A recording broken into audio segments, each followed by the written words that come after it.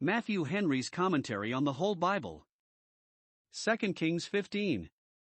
In this chapter 1. The history of two of the kings of Judah is briefly recorded. 1. Of Azariah or Uzziah, verses 1 to 7. 2. Of Jotham his son, verses 32 to 38. 2. The history of many of the kings of Israel that reigned at the same time is given us in short, 5 in succession, all of whom, except one, went down slain to the pit, and their murders were their successors. 1. Zechariah, the last of the house of Jehu, reigned 6 months, and then was slain and succeeded by Shalom, verses 8 to 12. 2. Shalom reigned 1 month, and then was slain and succeeded by Menahem, verses 13 to 15. 3. Menahem reigned 10 years, or tyrannized rather, such were his barbarous cruelties, verse 16, and unreasonable exactions, verse 20, and then died in his bed, and left his son to succeed him first, and then suffer for him, verses 16 to 22. 4. Pekahiah reigned 2 years, and then was slain and succeeded by Pekah, verses 23 to 26. 5. Pekah reigned 20 years, and then was slain and succeeded by Hoshea, the last of all the kings of Israel, verses 27 to 31, for things were now working in hastening apace towards the final destruction of that kingdom. The reign of Azariah, 798 BC. 1. In the 27th year of Jeroboam king of Israel began Azariah son of Amaziah king of Judah to reign. 16 years old was he when he began to reign, and he reigned 52 years in Jerusalem. And his mother's name was Jecholiah of Jerusalem. 3. And he did that which was right in the sight of the Lord, according to all that his father Amaziah had done, for save that the high places were not removed, the people sacrificed and burnt incense still on the high places. 5. And the Lord smote the king, so that he was a leper unto the day of his death, and dwelt in a several house. And Jotham the king's son was over the house, judging the people of the land. 6. And the rest of the acts of Azariah, and all that he did, are they not written in the book of the Chronicles of the kings of Judah? 7. So Azariah slept with his fathers, and they buried him with his fathers in the city of David, and Jotham his son reigned in his stead. This is a short account of the reign of Azariah 1. Most of it is general, and the same that has been given of others. He began young and reigned long, verse 2, did, for the most part, that which was right, verse 3, it was happy for the kingdom that a good reign was a long one, only he had not zeal and courage enough to take away the high places, verse 4. 2. That which is peculiar, verse 5, that God smote him with a leprosy, is more largely related, with the occasion of it, 2 Chronicles 26 verse 16, etc., where we have also a fuller account of the glories of the former part of his reign, as well as of the disgraces of the latter part of it. He did that which was right, as Amaziah had done. Like him, he began well, but failed before he finished. Here we are told, 1. That he was a leper. The greatest of men are not only subject to the common calamities, but also to the common infirmities of human nature, and, if they be guilty of any heinous sin, they lie as open as the meanest to the most grievous strokes of divine vengeance. 2. God smote him with this leprosy, to chastise him for his presumptuous invasion of the priest's office. If great men be proud men, some way or other God will humble them, and make them know he is both above them and against them, for he resisteth the proud. 3. That he was a leper to the day of his death. Though we have reason to think he repented and the sin was pardoned, yet, for warning to others, he was continued under this mark of God's displeasure as long as he lived, and perhaps it was for the good of his soul that he was so. 4. That he dwelt in a separate house, as being made ceremonially unclean by the law, to the discipline of which, though a king, he must submit. He that presumptuously intruded into God's temple, and pretended to be a priest, was justly shut out from his own palace, and shut up as a prisoner or recluse, ever after. We suppose that his separate house was made as convenient and agreeable as might be. Some translate it a free house, where he had liberty to take his pleasure. However, it was a great mortification to one that had been so much a man of honor, and a man of business, as he had been, to be cut off from society and dwell always in a separate house. It would almost make life itself a burden, even to kings, though they have never any to converse with but their inferiors. The most contemplative men would soon be weary of it. 5. That his son was his viceroy in the affairs both of his court, for he was over the house, and of his kingdom, for he was judging the people of the land, and it was both a comfort to him, and a blessing to his kingdom that he had such a son to fill up his room. The reigns of Zechariah, Shalom, Menahem, Pekahiah, Pekah, and Hoshea, 758 BC. 8. In the 38th year of Azariah king of Judah did Zechariah the son of Jeroboam reign over Israel and Samaria 6 months. 9. And he did that which was evil in the sight of the Lord, as his fathers had done, he departed not from the sins of Jeroboam the son of Nebat, who made Israel to sin. 10. And Shalom the son of Jabesh conspired against him, and smote him before the people, and slew him, and reigned in his stead. 11. And the rest of the acts of Zechariah, behold, they are written in the book of the Chronicles of the kings of Israel. 12. This was the word of the Lord which he spake unto Jehu, saying, Thy son shall sit on the throne of Israel unto the 4th generation. And so it came to pass. 13. Shalom the son of Jabesh began to reign in the 39th year of Uzziah king of Judah, and he reigned a full month in Samaria. 14. For Menahem the son of Gadi went up from Tirzah, and came to Samaria, and smote Shalom the son of Jabesh in Samaria, and slew him, and reigned in his stead. 15. And the rest of the acts of Shalom, and his conspiracy which he made, behold, they are written in the book of the Chronicles of the kings of Israel. 16. Then Menahem smote Tiphsah, and all that were therein, and the coasts thereof from Tirzah, because they opened not to him, therefore he smote it, and all the women therein that were with child he ripped up. 17. In the 39th year of Azariah king of Judah began Menahem the son of Gadi to reign over Israel, and reigned 10 years in Samaria. 18. And he did that which was evil in the sight of the Lord, he departed not all his days from the sins of Jeroboam the son of Nebat, who made Israel to sin. 19. And Pul the king of Assyria came against the land, and Menahem gave Pul 1,000 talents of silver, that his hand might be with him to confirm the kingdom in his hand. 20. And Menahem exacted the money of Israel, even of all the mighty men of wealth, of each man 50 shekels of silver, to give to the king of Assyria. So the king of Assyria turned back, and stayed not there in the land. 21. And the rest of the acts of Menahem and all that he did, are they not written in the book of the Chronicles of the kings of Israel?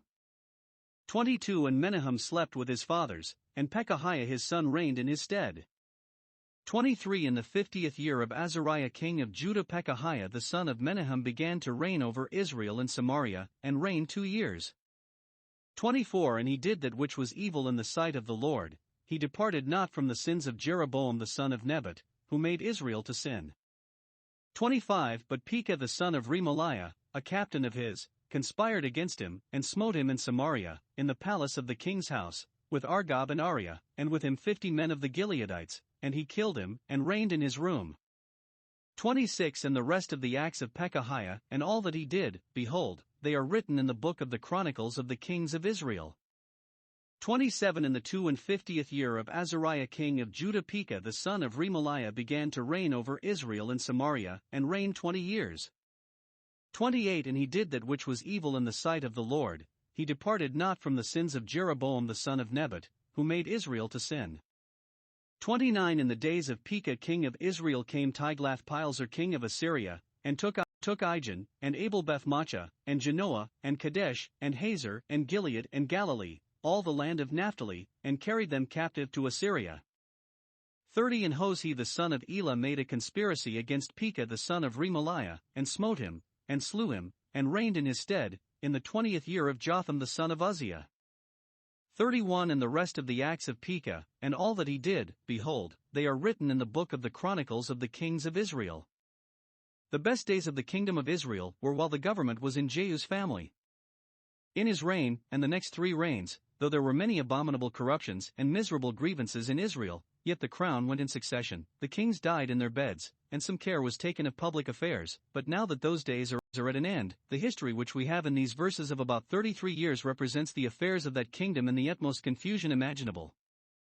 Woe to those that were with child, verse 16, and to those that gave suck in those days, for then must needs be great tribulations, when, for the transgression of the land, many were the princes thereof.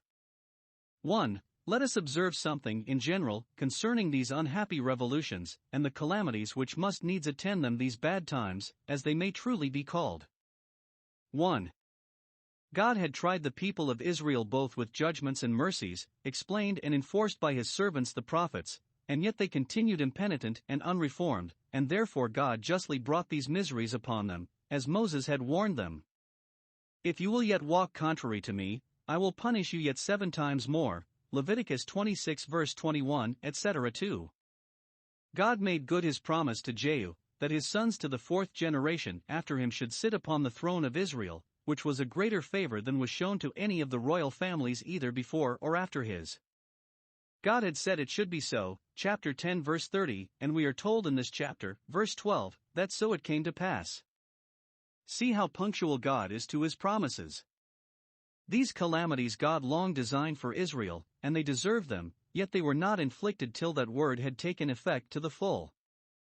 Thus God rewarded Jehu for his zeal in destroying the worship of Baal, and the house of Ahab, and yet, when the measure of the sins of the house of Jehu was full, God avenged upon it the blood then shed, called the blood of Jezreel, Hosea 1 verse 4.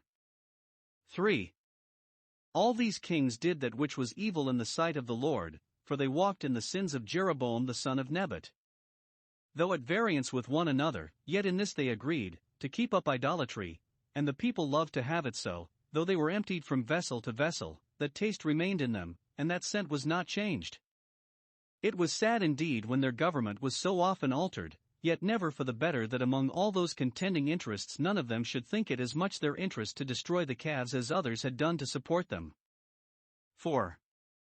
Each of these, except one, conspired against his predecessor, and slew him Shalom, Menahem, Pekah, and Hoshea, all traitors and murderers, and yet all kings a while, one of them 10, another 20, and another 9 years, for God may suffer wickedness to prosper and to carry away the wealth and honors a while, but sooner or later, blood shall have blood, and he that dealt treacherously shalt be dealt treacherously with. One wicked man is often made a scourge to another, and every wicked man, at length, a ruin to himself. 5. The ambition of the great men made the nation miserable. Here is Tifsa, a city of Israel, barbarously destroyed, with all the coasts thereof, by one of these pretenders, verse 16, and no doubt it was through blood that each of them waited to the throne, nor could any of these kings perish alone. No land can have greater pests, nor Israel worse troubles, than such men as care not how much the welfare and repose of their country are sacrificed to their revenge and affectation of dominion. 6. While the nation was thus shattered by divisions at home, the kings of Assyria, first one, verse 19, and then another, verse 29, came against it and did what they pleased. Nothing does more towards the making of a nation an easy prey to a common enemy than intestine broils and contests for the sovereignty. Happy the land where that is settled. 7. This was the condition of Israel just before they were quite ruined and carried away captive, for that was in the 9th year of Hoshea, the last of these usurpers. If they had, in these days of confusion and perplexity, humbled themselves before God and sought his face, that final destruction might have been prevented, but when God judgeth he will overcome. These factions, the fruit of an evil spirit sent among them, hasten that captivity, for a kingdom thus divided against itself will soon come to desolation. 2. Let us take a short view of the particular reigns. 1. Zechariah, the son of Jeroboam, began to reign in the 38th year of Azariah or Uzziah, king of Judah, verse 8. Some of the most critical chronologers reckon that between Jeroboam and his son Zechariah the throne was vacant 22 years, others 11 years, through the disturbances and dissensions that were in the kingdom, and then it was not strange that Zechariah was deposed before he was well seated on the throne. He reigned but 6 months, and then Shalom slew him before the people, perhaps as Caesar was slain in the Senate, or he put him to death publicly as a criminal, with the approbation of the people, to whom he had, some way or other, made himself odious. So ended the line of Jehu. 2. But had Shalom peace, who slew his master? No, he had not. Verse 13, 1 month of days measured his reign, and then he was cut off. Perhaps to this the prophet, who then lived, refers, Hosea 5 verse 7, now shall a month devour them with their portions. That dominion seldom lasts long which is founded in blood and falsehood. Menahem, either provoked by his crime or animated by his example, soon served him as he had served his master, slew him, and reigned in his stead, verse 14. Probably he was general in the army, which then lay encamped at Tirzah, and, hearing of Shalom's treason and usurpation, hastened to punish it, as Omri did that of Zimri in a like case. 1 Kings 16 verse 17. 3. Menahem held the kingdom 10 years, verse 17. But, whereas we have heard that the kings of the house of Israel were merciful kings, 1 Kings 20 verse 31, this Menahem, the scandal of his country, was so prodigiously cruel to those of his own nation who hesitated a little at submitting to him that he not only ruined a city, and the coasts thereof, but, forgetting that he himself was born of a woman, ripped up all the women with child, verse 16. We may well wonder that ever it should enter into the heart of any man to be so barbarous, and to be so perfectly lost to humanity itself. By these cruel methods he hoped to strengthen himself, and to frighten all others into his interests, but it seems he did not gain his point, for when the king of Assyria came against him, 1. So little confidence had he in his people that he durst not meet him as an enemy, but was obliged, at a vast expense, to purchase a peace with him. 2. Such need had he of help to confirm the kingdom in his hand that he made it part of his bargain with him, a bargain which, no doubt, the king of Assyria knew how to make a good hand of another time, that he should assist him against his own subjects that were disaffected to him. The money wherewith he purchased his friendship was a vast sum, no less than 1,000 talents of silver, verse 19, which Menahem exacted, it is probable, by military execution, of all the mighty men of wealth, very considerately sparing the poor, and laying the burden, as was fit, on those that were best able to bear it. Being raised, it was given to the king of Assyria, as pay for his army, 50 shekels of silver for each man in it. Thus he got clear of the king of Assyria for this time. He stayed not to quarter in the land, verse 20, but his army now got so rich a booty with so little trouble that it encouraged them to come again, not long after, when they laid all waste. Thus was he the betrayer of his country that should have been the protector of it.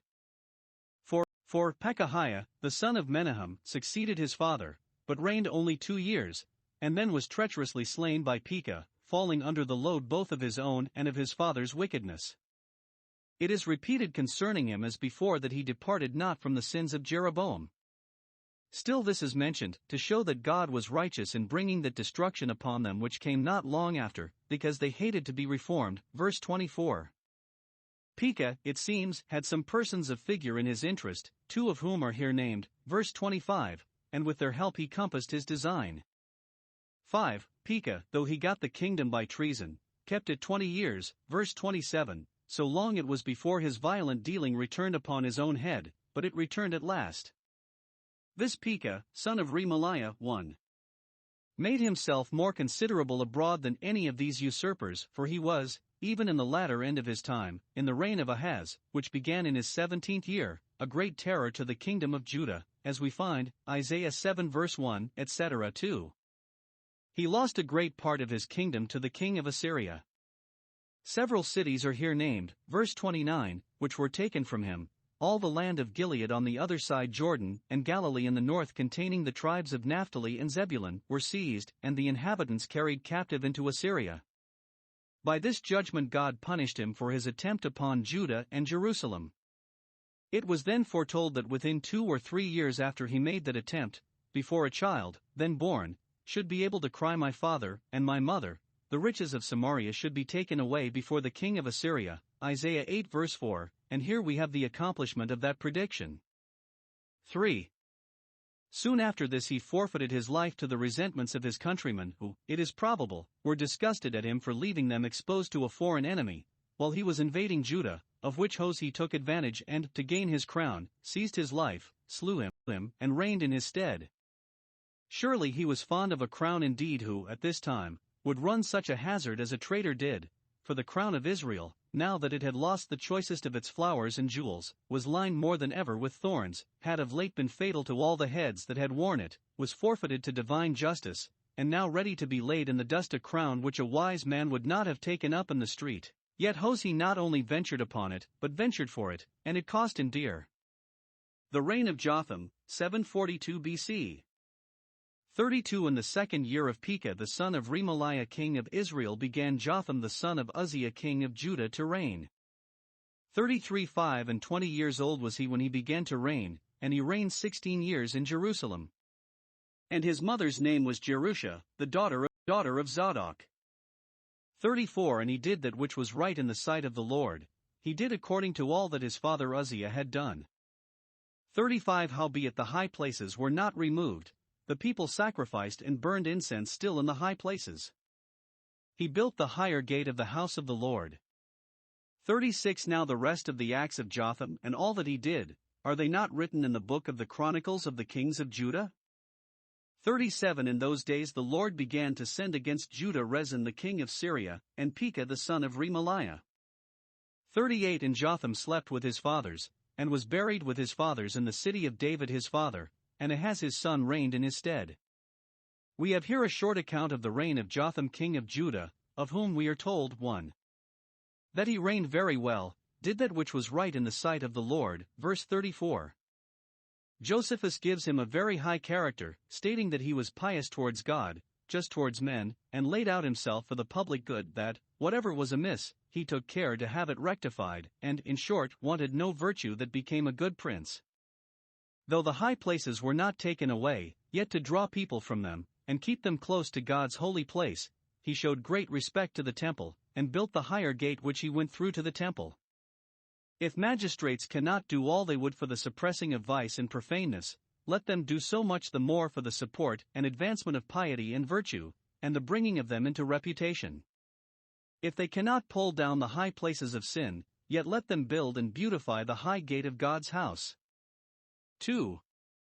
That he died in the midst of his days, verse 33. Of most of the kings of Judah we are told how old they were when they began their reign, and by that may compute how old they were when they died, but no account is kept of the age of any of the kings of Israel that I remember, only of the years of their reigns. This honor God would put upon the kings of the house of David above those of other families. And by these accounts it appears that there was none of all the kings of Judah that reached David's age, 70, the common age of man. Asa's age I do not find. Uzziah lived to be 68, Manasseh 67, and Jehoshaphat 60, and these were the three oldest. Many of those that were of note did not reach 50. This Jotham died at 41. He was too great a blessing to be continued long to such an unworthy people. His death was a judgment, especially considering the character of his son and successor. 3. That in his days the confederacy was formed against Judah by Rezin and Remaliah his son, the king of Syria and the king of Israel, which appeared so very formidable in the beginning of the reign of Ahaz that, upon notice of it, the heart of that prince was moved and the heart of the people, as the trees of the wood are moved with the wind, Isaiah 7 verse 2. The confederates were unjust in the attempt, yet it is here said, verse 37, the Lord began to send them against Judah, as he bade Shimei curse David, and took away from Job what the Sabaeans robbed him of. Men are God's hand, the sword, the rod in his hand which he makes use of as he pleases to serve his own righteous counsels, though men be unrighteous in their intentions. This storm gathered in the reign of pious Jotham, but he came to his grave in peace, and it fell upon his degenerate son.